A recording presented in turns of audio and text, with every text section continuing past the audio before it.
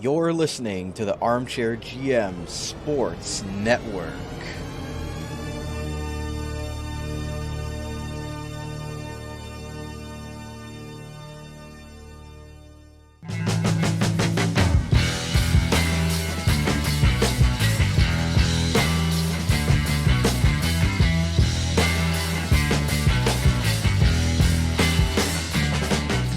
Ted Liebman here, the voice of the OHL's Niagara Ice Dogs, and you're listening to OHL Overtime, an in-depth interview show highlighting the players, coaches, and broadcasters from around the Ontario Hockey League who make the league so great. Exclusively on the Armchair GM Sports Network. Now, here's your program host, Brandon Caputo.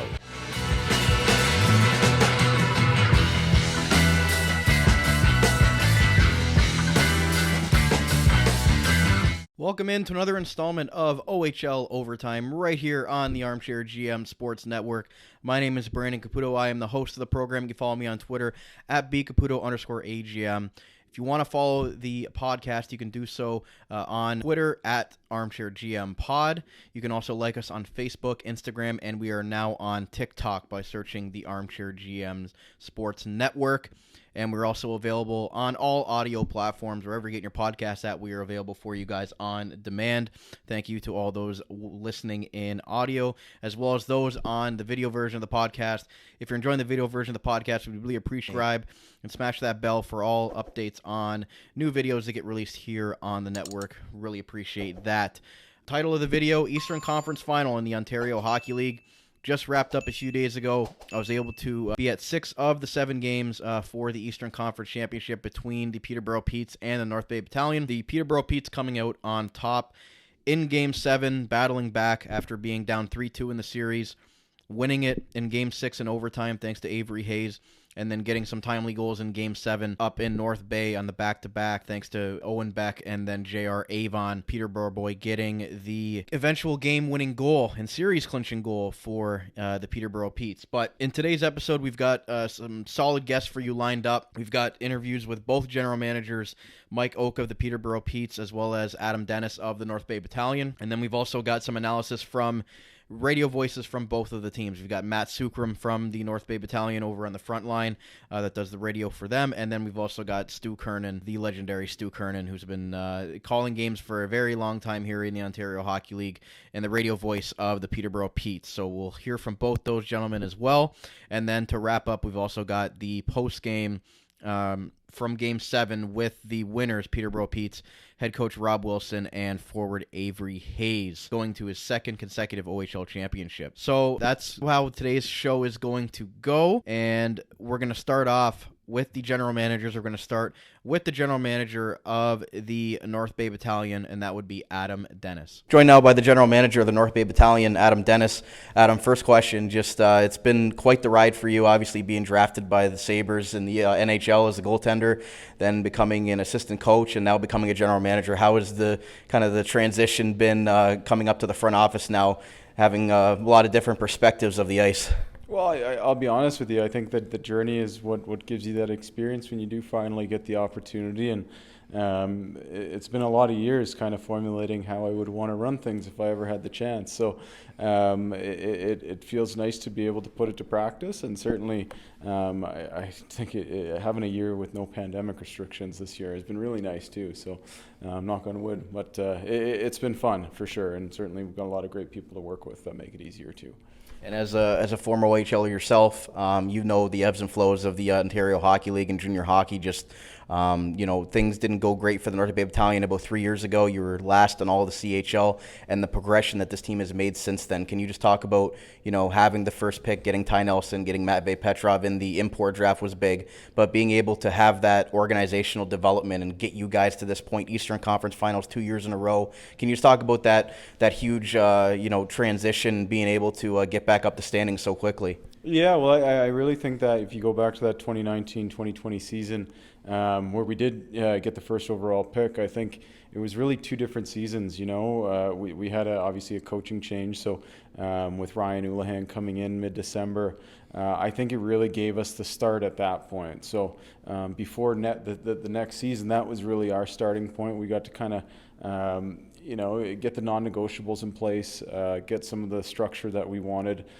make sure that some of the things that we were going to really hold true to on how we wanted to do things that we were going to set at that point. And, those were the 16-year-olds at that point were Liam Arnsby, the Christopouloses, and then guys like Avery Winslow, Kyle Jackson, they were in their first years too. So they really started that there with a clean slate. Then we felt that we really had a nice push. I mean, if you recall with the Niagaras, it was getting pretty close at the end before the pandemic shut down, and we wanted to make the playoffs. We really felt it was a goal of ours with the group that we had, and we felt we had a chance. And things happen for a reason. We didn't, because nobody made the playoffs that year, and you get to pick first overall, and I think there's two sides of it. Is finishing last place, you got some explaining to do, so when we went into that season, we knew we had to answer some questions. We did a lot of things differently because it was a new staff, so we kind of got to put our imprint. And I really give guys like Ty Nelson and Matt Petrov a lot of credit for trusting us and giving us the chance and the opportunity as young guys to really do this thing. And we feel like it's junior hockey, and we all played it, and we all kind of collectively pool our experiences for how we wanted to do our program, and it's been a lot of fun to do. But I really give that year a lot of credit for kind of forming the foundation, and then through the pandemic, the guys kept in touch through Zoom. And then last year really was the first year together. So we had 12 new guys, but it felt like they had been together for a little bit longer. It was a double cohort. Right. But last year I think was very important to that process, as now you get some playoff experience, you get to put it into practice, all the things that you've talked about for a full season. And, I think that experience has so far helped carry us through some adversity in the first couple rounds of the playoffs. And, here we are, and it's going to be another big fight, and I think our guys are certainly up for the task. And with the the experience last year, obviously Ty Nelson missed out on his rookie year. A couple other guys did as well. So then them taking a big step last year, going up against that Hamilton team that was really a juggernaut. How much of an importance do you think that was going to the East Final and those guys finally having that playoff experience and now putting it into work this year and knowing how hard it is to get back to that point and being able to have those guys with another year under their belt and now wanting to now be that team that's the go-to team and getting to the OHL Final from the Eastern Conference? Just how much do you think that they learned from last year and they're using that now to their advantage this year? Well, like I said, I think it was crucial last year, and when you go up against the team that ultimately wins the OHL championship, you get a lot that you can take into your next season. Okay, where did we fall short? And I think that's something that we really tried to improve upon was our depth, and we just remember that team, and when you've got guys like Jan Mysak playing in a bottom six role, and you feel like you've got Mason McTavish and all those guys figured out, and then their third, fourth line gets a hat trick, and it's like, oh, we forgot about him. So that's kind of the team that we really wanted to put together, and we learned a lot, not just the players but the staff going into last year, and obviously that's the benefit that we all have in hockey is it's a kind of Groundhog Day kind of thing where you get to do the same thing over the next year. So if you're not learning, then I don't think you're doing what you're supposed to in this job. No, and you talk about making the big moves, when to make the moves. You made some moves this season. You go out and get Josh Bloom, captain from the Saginaw Spirit. You go out and get Pasquale Zito from the Niagara Ice Dogs after they decided to rebuild, but he was with the Western Conference champion Windsor Spitfires last year. And you made a couple other moves as well. Just talk about having a great group and then adding those few other pieces that you really thought were going to put you over the top at the trade deadline. Mm-hmm. And that was something I think was important is we knew we needed the right people. So I think we did a lot of homework and bringing in Luke, Braden, Josh, and Pasquale.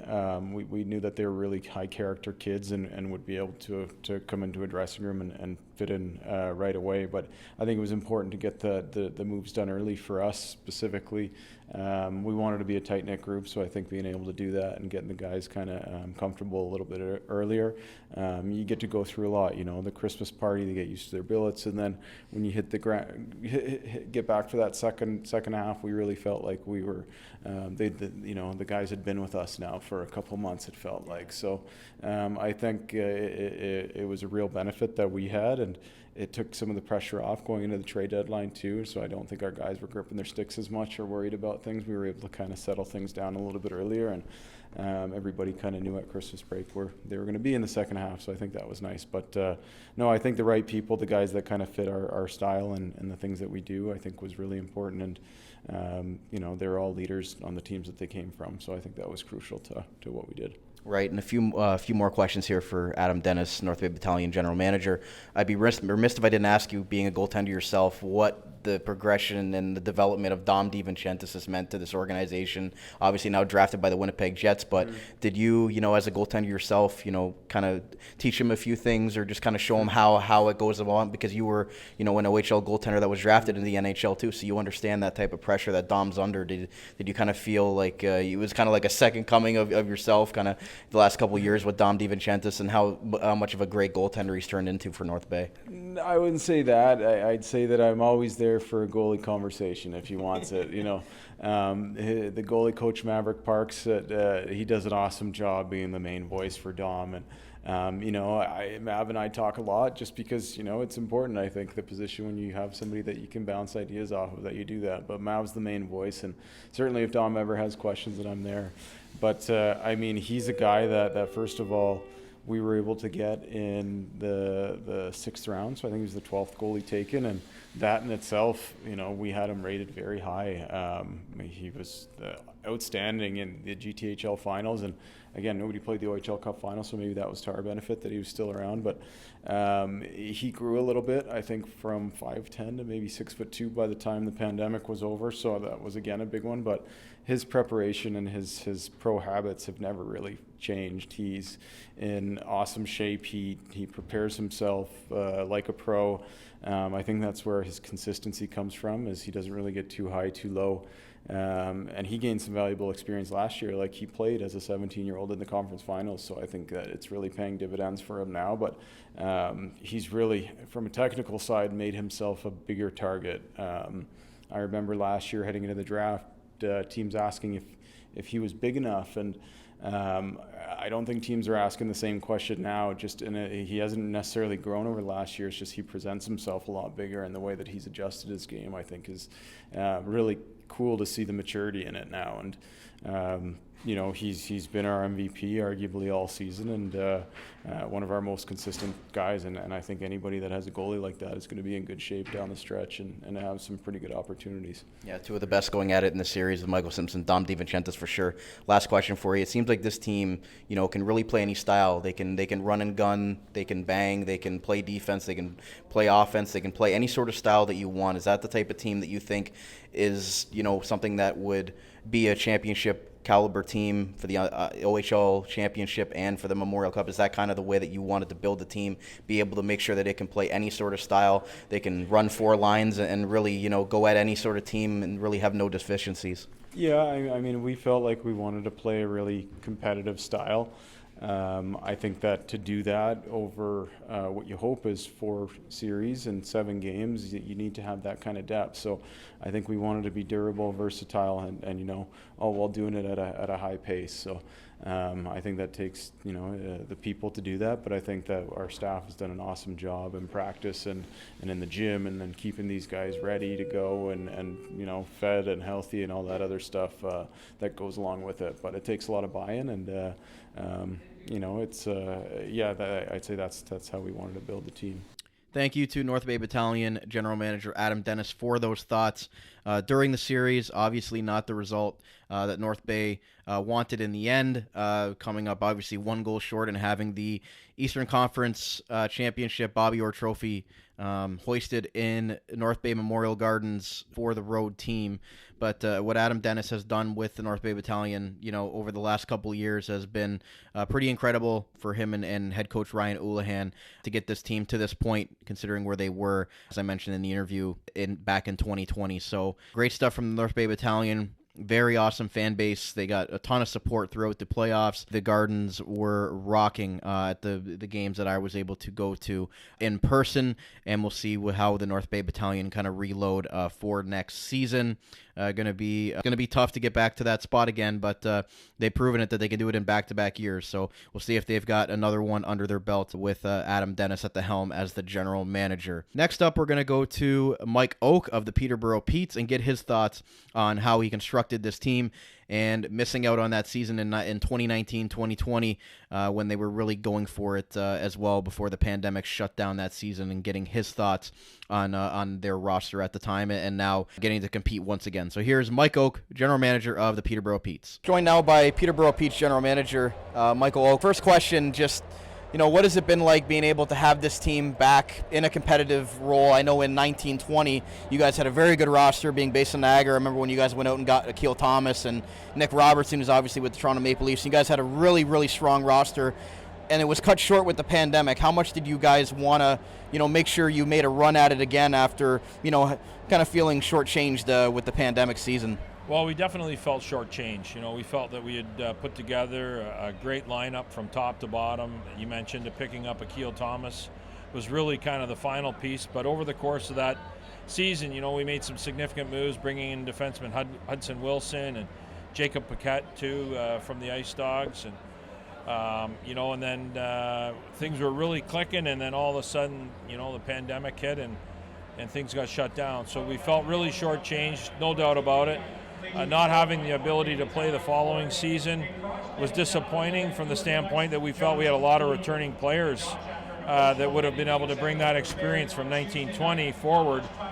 And so really we've been starting from scratch since we came back last season, and it was a real credit here to our scouting staff. They've done a terrific job identifying some players that could step in and fill the role, whether it be early in the draft or late in the draft. So to be in the position that we're in now, it's been a lot of hard work, but at the same time it's really exciting, and we're ready to battle each and every time we come to the rink. And with the ebbs and flows of junior hockey, when you go for it, sometimes you have to recoup some draft picks. I know it was hard getting rid of Mason McTavish last year, trading him to the Bulldogs and them going on that OHL championship run. But then this year, being able to use those picks and going out and getting some key players in your lineup like Brennan Othman, and you get the two guys from Hamilton there, and Gavin White and Avery Hayes from championship winning team. Just, how much getting those guys, did that just add something to your lineup and make sure that you wanted to fill out the depth because you've got so much NHL talent on your roster?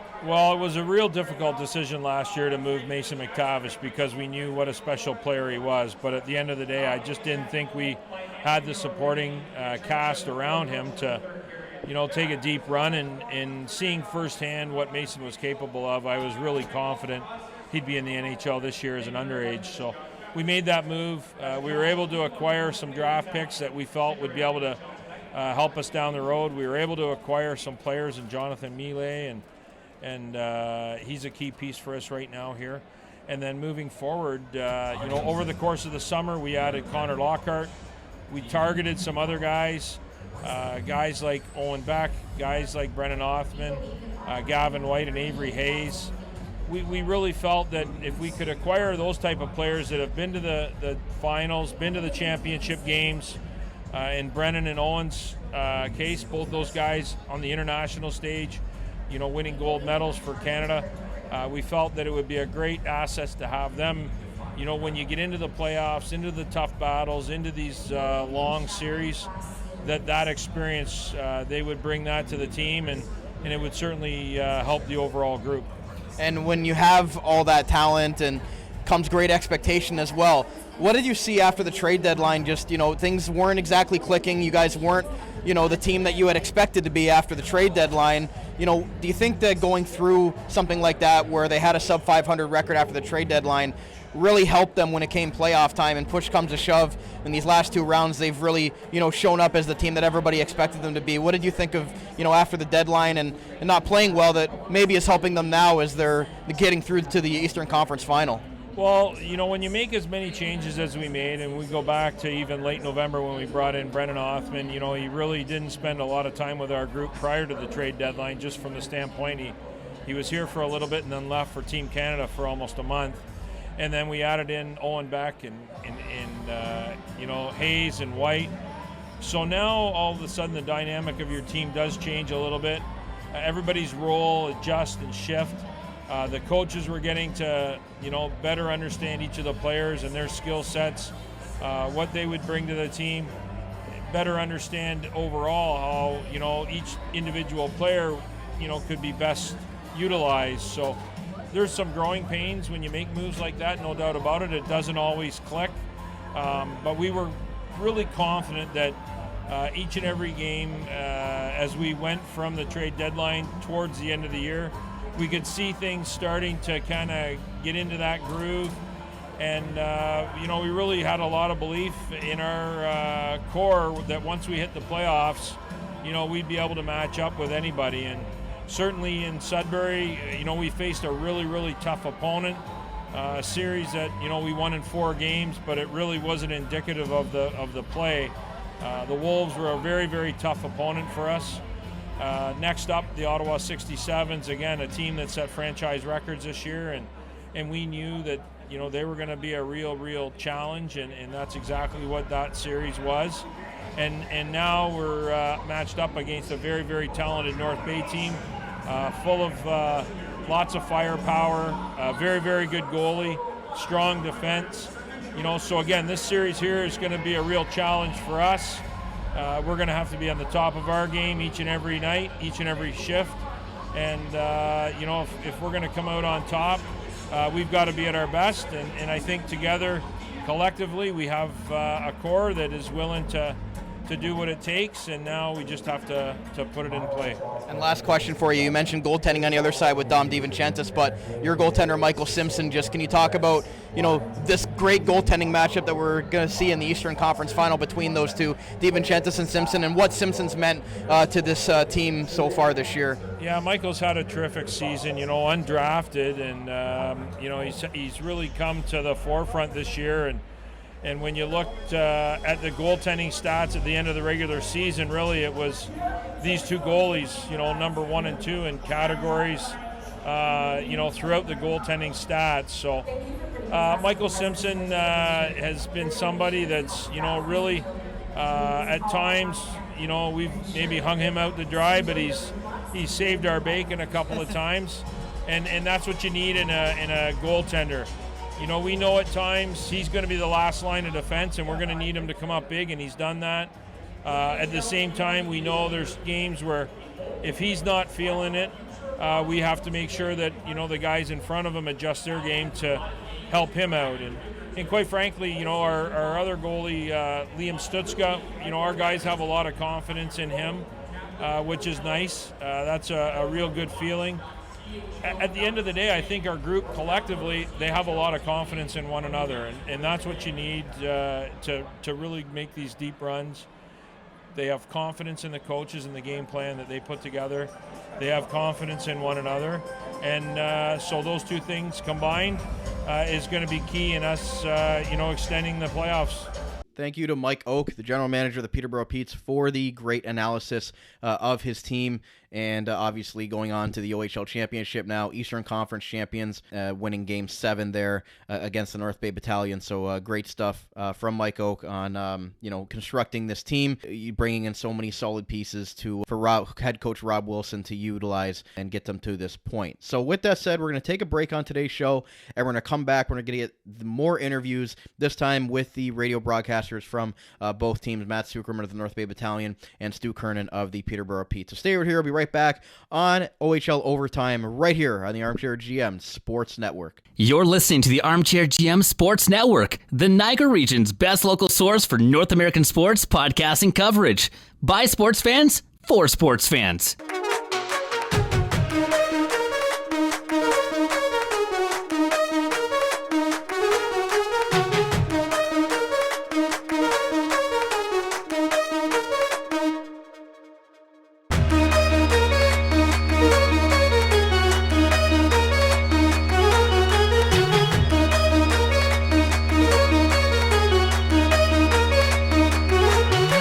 Welcome back to segment 2 of today's OHL Overtime. My name is Brandon Caputo. I'm the host of the program. Guys, if you're enjoying the video version of the podcast, make sure you're hitting like, hit subscribe, smash that bell.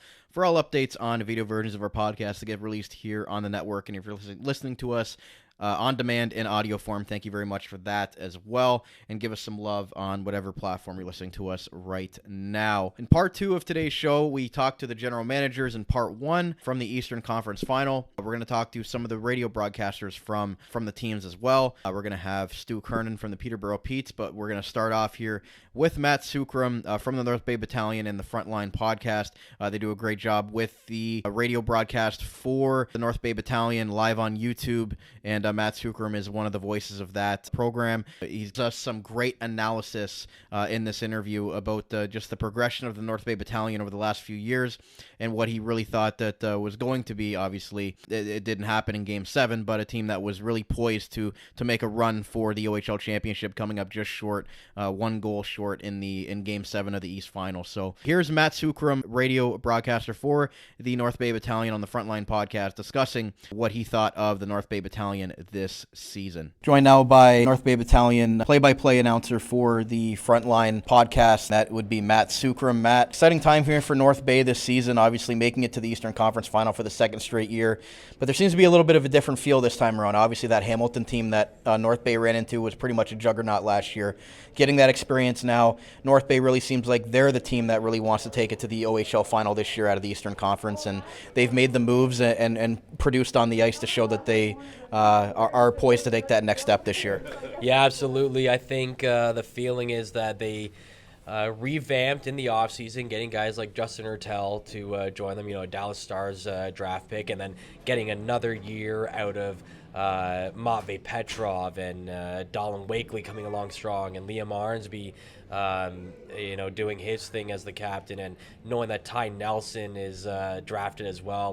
The feeling was that the battalion were going to be strong coming back, but then Adam Dennis goes out and starts picking up pieces from around the league. So he went and got Saginaw's captain and Josh Bloom, and got probably one of their better, if not their best, stay-at-home defenseman in Braden Hislop. He went out and did a really under-the-radar deal to get Luke Brostowski, and a lot of people question that move. He only gave up a couple of draft picks. I don't think there was a player involved going the other way to Sault Ste. Marie in the deal, but it was an underrated move because Brostowski was basically hurt the entire season. Finally got into a game when he came to North Bay. It happened to be against the Sioux Greyhounds, believe it or not. And then he got hurt a couple of games later, and people were going, well, why did he need to feel like he needed to go out and get another 19-year-old? And with Tanias Mathurin on the shelf, who's a Detroit Red Wings draft pick, it was kind of like we need to fill that hole a little bit.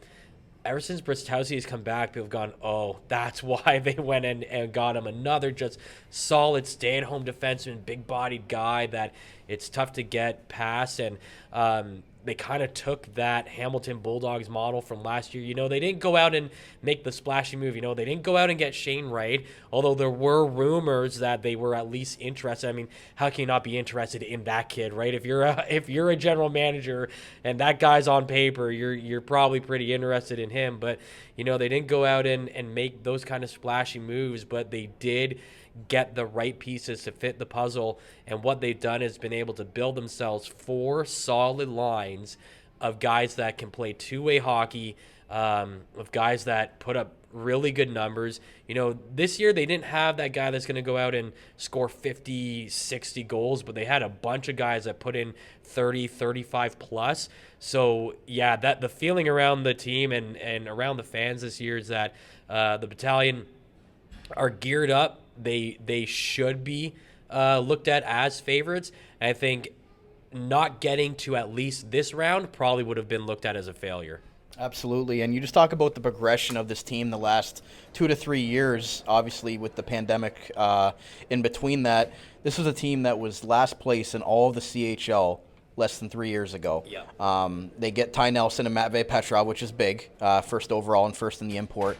But just talk about how quickly the turnaround has been for North Bay, because when you're in last place, to get to being one of the top teams in the conference doesn't happen overnight. But the fact that they've been able to do this in such a short amount of time, can you just speak to, the coaching staff with Ryan Houlihan and what general manager Adam Dennis has been able to do, and obviously, the development of some of these great young players with so many now NHL drafted talent, but just from where the team was 3 years ago to where it is now, can you even believe that it happened in this short a time? Yeah, I think first it's hard to believe because not only were there some tough periods coming, out of the pandemic, but there were some years where it felt like the team didn't know the right direction to go in or how to pursue going into the the right direction. It felt like there was a lot of just miscommunication in what this team really wanted to do. So they, there were years where it didn't look like they were going to go deep in the playoffs, but they would hang on to their overagers or hang on to their 19-year-olds that probably weren't going to come back the next year. I look at the year where Justin Brazeau put up a franchise record 62 goals, and it was just kind of like not to slack on the other guys on the team that year, but they were younger, and it's kind of like there was no way that you look at the way the rest of the Eastern Conference shaped up that they were going to really have a realistic shot at an OHL championship that year. So it's kind of, a lot of the fans were saying, why aren't they selling? Why aren't they trading Justin? And some of them were saying, why aren't they trading Justin and giving him an opportunity to go and win a championship somewhere, right? So there was a lot of discontent there, and then when personnel gets rearranged, Adam Dennis takes over as the general manager, Ryan Houlihan takes over behind the bench. There's a huge philosophy shift, and you started seeing that the year before, or the year that the COVID pandemic wiped out the end of the playoffs, that the North Bay Battalion were dead last, but they were actually playing pretty well towards the end of the season. And the thinking was, okay, do we want to see them, get 6 points in the last 8 games of the season and make it into 8th place? Or do we want to see them, completely tail off and get that first overall pick? Because a lot of people thought the consensus pick was Adam Fantilli that year, right? So that was kind of funny to watch between the fans and that. And, season gets canceled. North Bay ends up in last place. And the philosophy is, let's get the best guy that's going to come here. And that guy ended up being Ty Nelson. So once that gets kick-started into place, you have to have that philosophy change of what does it mean to play battalion hockey again? You kind of revamp the thinking that it's not just going to be about focusing solely on defensive hockey anymore. And that was a lot of what the previous 23 years of battalion hockey was, right? I would go into other buildings, I'd go into Niagara, I'd talk to guys there, and they'd say, the battalion are probably going to grind out a win, but it's going to be a boring game to watch, right? The battalion are no longer boring to watch. They have completely gone the other way. They're a team that is exciting. They play physical, they play fast. They've got guys that can just light the lamp and fire the puck. And so that's what Ryan Houlihan and Adam Dennis have brought, and also Bill Holder and Scott Ray as well. Those guys are incredibly knowledgeable. I mean, Bill Holder played several years in the NHL. He's actually a Thunder Bay Hall of Famer, believe it or not. So, a lot of credit goes to those guys.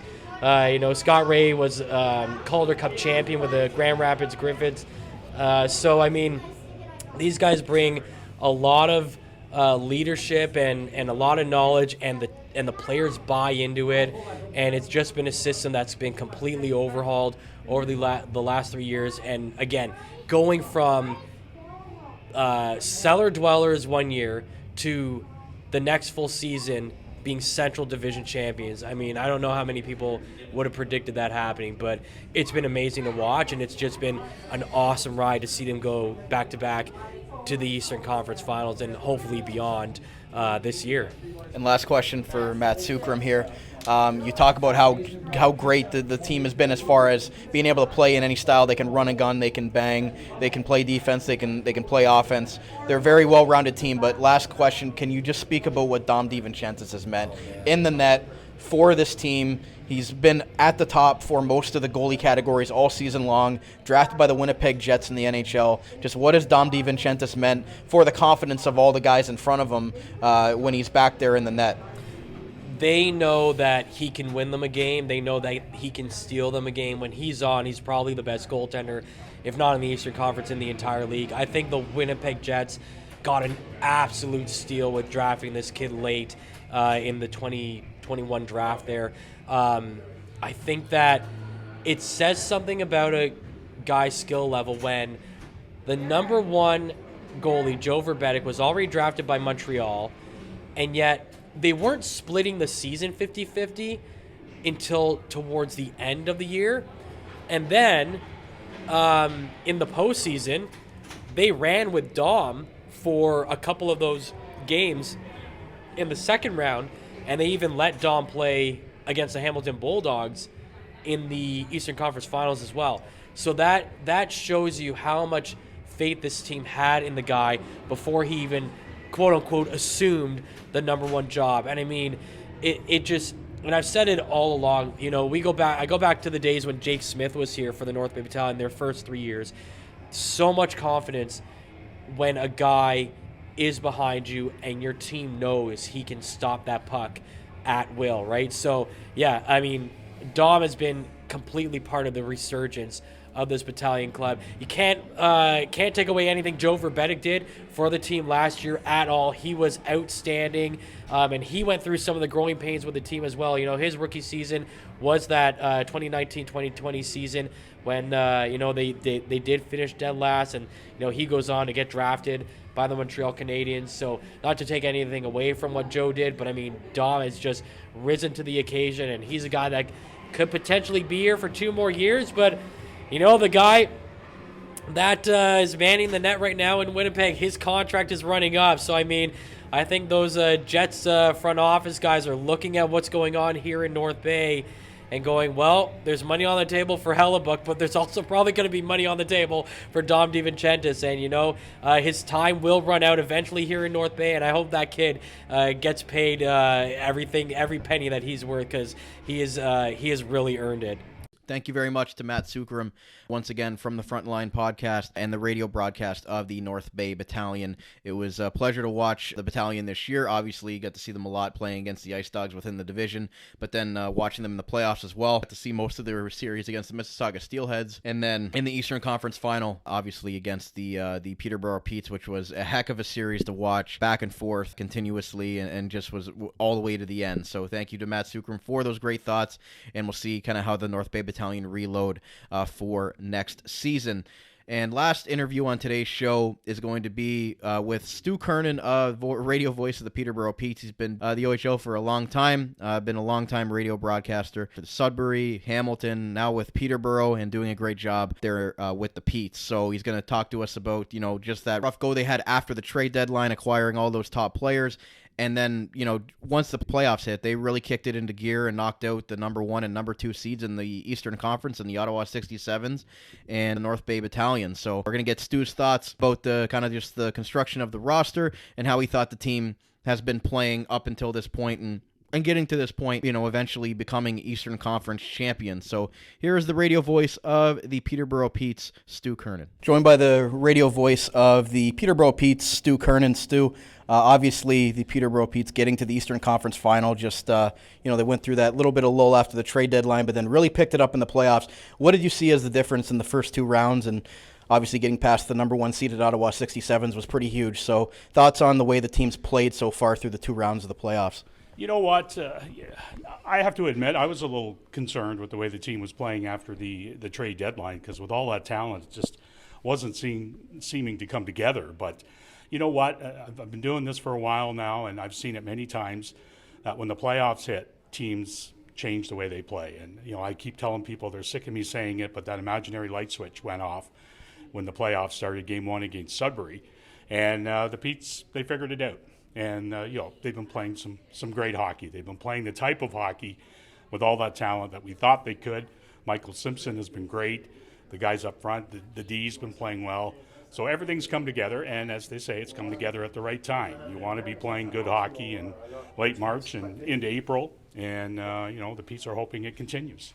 And you talk about, you've been doing this a while with the Peterborough Petes in 1920. I even asked your general manager, Michael Oke, about that. And he thought that the team got a little bit shortchanged because of the COVID shutdown and not getting a real chance to have that team make a run with Nick Robertson, Nikhil Thomas acquiring him from Niagara. And that was a very solid team. And obviously with the COVID shutdown, it got the season that they didn't get to prove what they probably had that season. So how determined do you think that they were after last year being able to recoup all the draft picks to really go out this year and try to give the fan base in Peterborough a winner that they kind of missed out on in 1920? Yeah, you're 100% right. That was very disappointing to see that season get canceled because, the Petes were in a really good position. Looks like it was going to be another showdown with Ottawa. And, of course, everything got canceled the next year. Postponed or canceled, whatever you want to call it. And then it was kind of a rebuilding year for the club last year. But you know what? That year last year, even though they got swept in the first round of the playoffs by Hamilton, it was a huge education for the guys because 98% of those guys came back for this year. And, Mike Oke, the general manager, went out, I'll never forget the season ticket holders barbecue before the season started. He said, we're going to do what we need to do to make this a team that's going to challenge for a championship. And that's exactly what he did, starting in November with the trade for Othman, the big pickups at the trade deadline. And, the coaching staff has done a great job putting it all together. So it's good to see. It's good for the city. Peterborough's had some down years, and it's nice to see. Would have been nice there a few years ago to see a playoff run. It didn't happen, but the fans are getting it now, and I think they deserve it. And I think the players that have been on this roster now for a couple of years, they deserve it as well. And, they're taking it all in, enjoying every minute. And you've been calling these games a long time. You've seen the ebbs and flows of junior hockey and how seasons can, go up and down from year to year. Sometimes you have to rebuild, sometimes you have to go for it. But, when you trade a guy away like Mason McTavish, I know that's very tough because he's, engraved in the Peterborough community for so long. And just, being able to recoup all those picks to go out and make those trades this year. Just talk about, having to make those tough decisions at times. And even though, you might have a close connection with the player, sometimes those decisions have to be made for the long-term, betterment of the team. Absolutely. Like you look at this year, and you talk about Mason McTavish. That was a tough deal to have to make, but it was one that had to be made, I think, at the time, because you knew he wasn't coming back. You knew the team was going to struggle a little bit last year, and what they got back in return was amazing. But yeah, you're right. There were some quality kids that were moved out at the trade deadline. Some young guys, Nick Lardis, look what he did in Hamilton. Jack Van Volsen is going to be a star in this league for Mississauga for some years to come. So those were the tough decisions that had to be made. But this was a Peterborough Petes club. When you look at the players that are on this roster, a lot of them won't be back next year. So next year could be a little bit of a tough season. Could be a battle for a playoff spot for this hockey club next year. So this was the year. If the Petes were going to make a run, if they were going to make those tough decisions and make those moves, this is the year that it had to happen. And last question for you, with all that expectation, it comes, the pressure for all these players, and with so much NHL talent on this roster and only one puck to go around, do you think that, maybe that led to a little bit of the struggles, but now they're kind of learning how to play with all that talent? And because sometimes, you even see in the NHL level when you go to international tournaments and you have stacked Team Canada teams, but there's only one puck to go around and everybody has to accept a role. Do you think that those top players and all those NHL prospects are now accepting that everybody has to play a certain role on the team for the betterment, of the common goal? Yeah, for sure. There's no doubt about it. When you look at the Petes lineup, you've got, maybe the top three lines are all guys that would be top liners on any team in the Ontario Hockey League. So I think that was an issue when all the trades were made, and guys were trying to find the right line combinations and things like that. I think that was huge. Guys who are used to being the go-to guys necessarily every night weren't the go-to guys on this team. So they had to adjust. And again, it took a little bit of time. We started to see it 2 or 3 games left in the regular season that line combinations were pretty steady, and we had a pretty good idea this is the way things were going to be in the playoffs. And then again, when game 1 of the playoffs started, everybody bought in. And that's a great analogy. I use that quite a bit. You look at, the World Juniors. there's a lot of stars on the World Juniors that, don't have starring roles. They might play third, might even play fourth line. But you do what you have to do to win a championship. And I think the players have bought into that. It's, as I say, it's taken a while.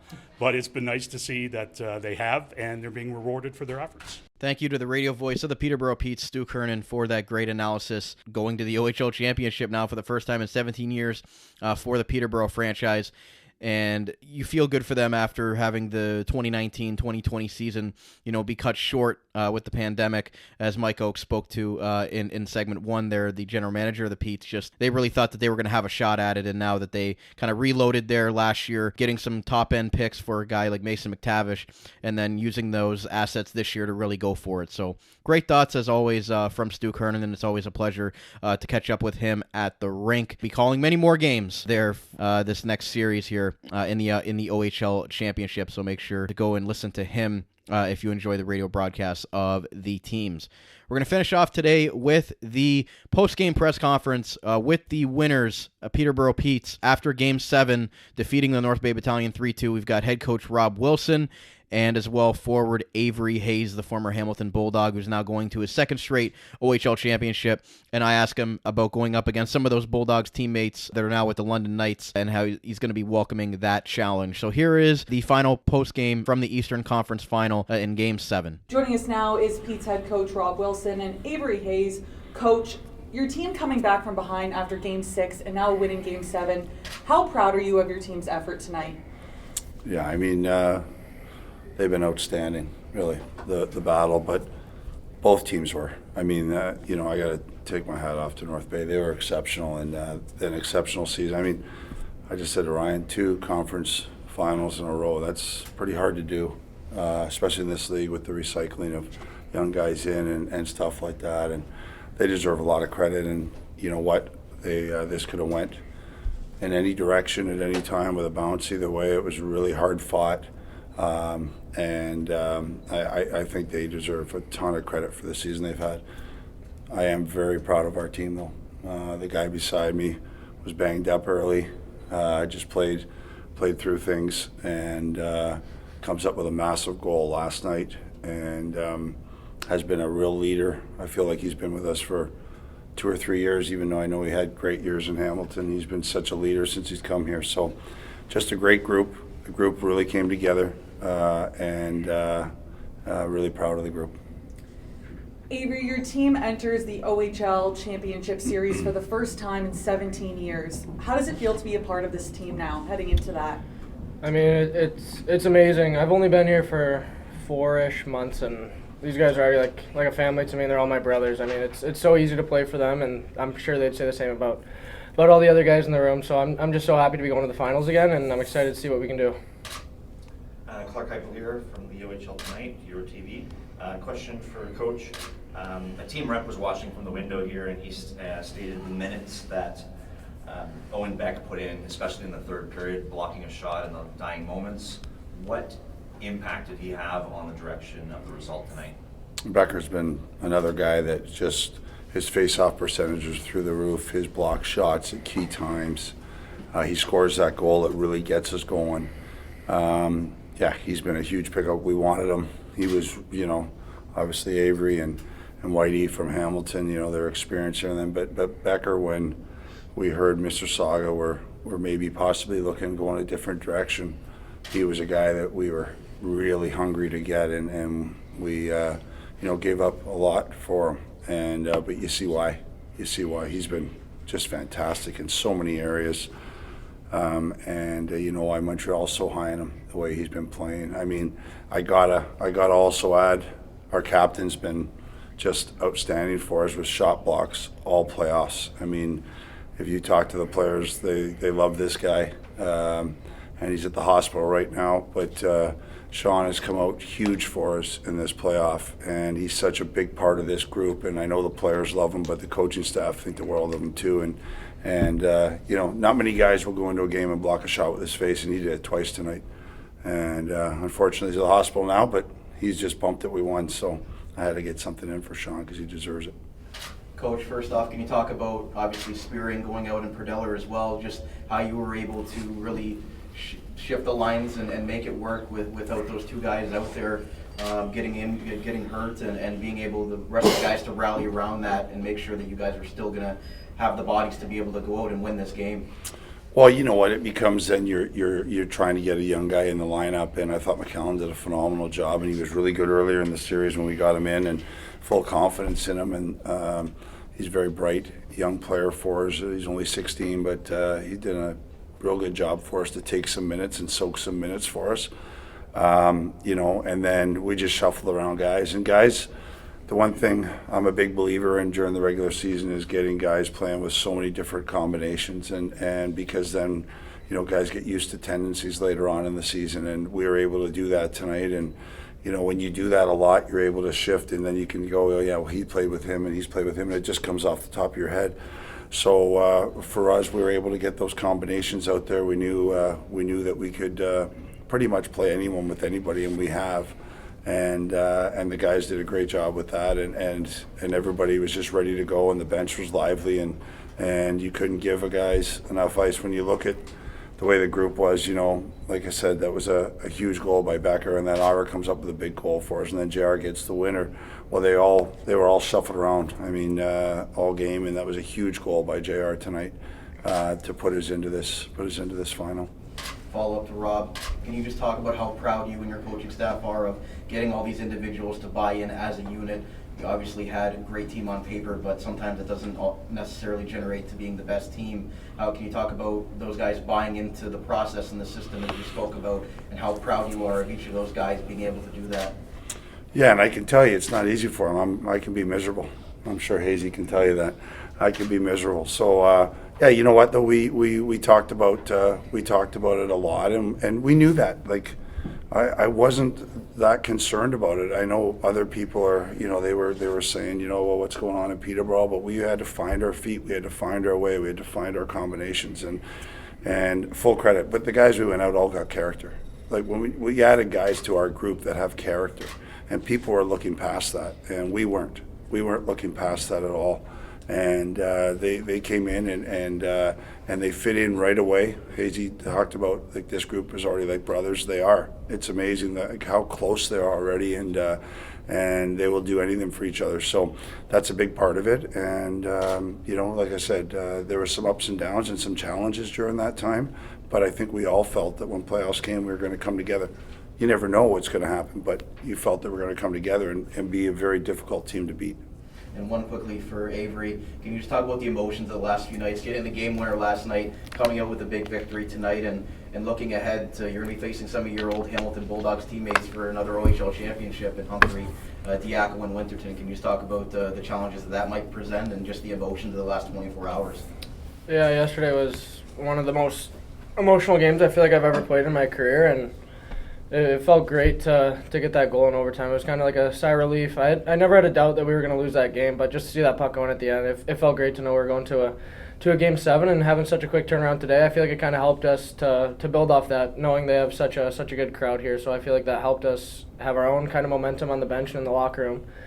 And then playing against my old teammates, it'll be fun. I love all those guys, but it's hockey. They're friends. They're one of my best friends off the ice. But once we get on the ice, it's a battle. So they know that too, and I'm excited to play London. They're a great hockey team. So we'll see where that series goes. Coach, you mentioned character, and I wanted to ask, bringing in a guy like Avery and then Gavin White, who have the championship pedigree, who've been to the Eastern Conference Finals last year and won a championship. How important was that to get that kind of experience moving into the playoffs coming in? Huge, and the both about Whitey and Hazy is they're probably better people than players, and that's pretty hard. And that's what we had heard from a lot of people. And the hockey world's small, so you start to get to talk to people, and the things that people talk about with Whitey and Hazy are, how great a teammates they are first. And it's been nothing but fantastic having those guys on this team. Follow up to you, Avery, kind of same thing, having that championship experience last year with Gavin and everything, going now into the championship series and even facing off against North Bay in the Eastern Conference here. Just your thoughts on that experience coming into this series and moving on. Yeah, it was definitely a bit of like a deja vu kind of thing for me and Whitey being here around a year ago today. In the same kind of situation with a chance to close it out in North Bay, and we happened to do it again, which is a great feeling. And Yeah, the championship pedigree. I feel like me and Whitey just we learned last year so much in playoffs and through the regular season on what it takes to win those high pressure games, and we have other guys in the team that have won at other levels, World Juniors, minor hockey, and conference championships and stuff like that. So we have such a talented group, and even more than the talent we have more character, I feel like, than that. So that's the biggest thing I feel like with this group, why we've made it this far and why I feel like we have a chance to take it all the way. One more question for Avery, if you don't mind.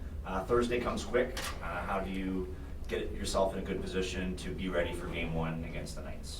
Yeah, tonight we're gonna take our time to kind of celebrate this moment as a team, because it's such a big moment that you don't get too often in your life. You only have 5-ish years in junior hockey. You don't get to win a conference championship much. So we're gonna take this time as a team and kind of celebrate on the bus. But then starting tomorrow, it's right. We point all our direction towards London. So I'm excited for that challenge. We'll see where it goes. Great analysis, right? Immediate reaction from the Peterborough Petes right after hoisting the Bobby Orr Trophy. I guess in spirit, because they did not touch the trophy. They all gathered around it and obviously had Captain Sean Spearing's jersey up in his honor as he was gone at the hospital, blocking a shot off his face. And, they wanted to show tribute to their captain, to have him still be in the picture. So they had his jersey up there, and the whole team was surrounding the Bobby Orr Trophy, but they did not pick it up and celebrate with it. Traditions with hockey teams, do they touch the conference championship trophies or do they not? We see it in the NHL as well. Some teams do, some teams don't. That's just the superstitions that you see in hockey, one of many. And obviously Rob Wilson having the bus packed and ready to go after Game 6, saying we're going up to North Bay. The guys had had everything on the bus ready to go, and they had it parked out front. So just little superstitions like that, sometimes they work. And for his Peterborough Petes club, he really inspired them to really think that they could win those last 2 games and come out with the series victory. So the Peterborough Petes, Eastern Conference champions, congratulations to them. They are moving on to play the London Knights. At the time of recording this, I believe Game 1 will be tonight, starting in London. They will have the home ice advantage before Games 3 and 4 shift back to Peterborough. But Game 7, Peterborough, if it does reach that again, Peterborough would have to win Game 7 on the road, just as they did in the East Final against North Bay. So they've taken down 2 big opponents there in the Ottawa 67s and the North Bay Battalion en route to this OHL championship appearance. And it's going to be interesting to see if Avery Hayes and Gavin White can repeat. But it's going to be tough. That London Knights team, obviously well coached, and just year in and year out, just one of the benchmark teams in all of the Ontario Hockey League. So it's going to be fun. Great series. Should look forward to that. We'll see when the next episode of this podcast will release, if we can get some coverage from the championship series. I will be there covering it, but as far as interviews and things like that, we'll see what we can do to kind of put together an episode after the OHL championship is awarded to either the London Knights or the Peterborough Petes. So that's going to wrap up today's episode of OHL Overtime right here on the Armchair GM Sports Network, guys. Make sure you're following us on Twitter at Armchair GM Pod. You follow myself at bcaputo_AGM, and you can like us on Facebook, Instagram, and TikTok. And as well, obviously, we're available for you guys on demand and in video form on YouTube. However you consume your podcast, we're available for you guys. So thank you very much for tuning in to another episode of OHL Overtime. My name is Brandon Caputo. Enjoy the OHL Championship Series, and we'll talk again very soon. You're listening to the Armchair GM Sports Network.